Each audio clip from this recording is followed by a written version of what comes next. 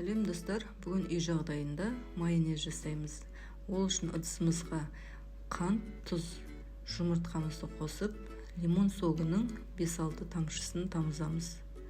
Және соңында горчицамызды қосып, барлығын блендерден өткізетін боламыз. Күнделікті қолданып жүрген майонезімізді енді үй жағдайында жасауымызға болады. Ыдысымыздағы сұйықтық әппақ боп ағарғанша блендерімізді көтермейміз.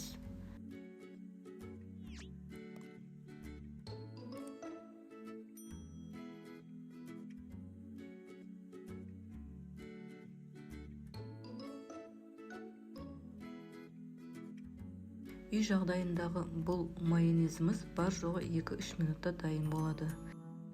Дайын майонезімізді тоңазытқышта 1 аптаға дейін сақтауға болады. Ас болсын.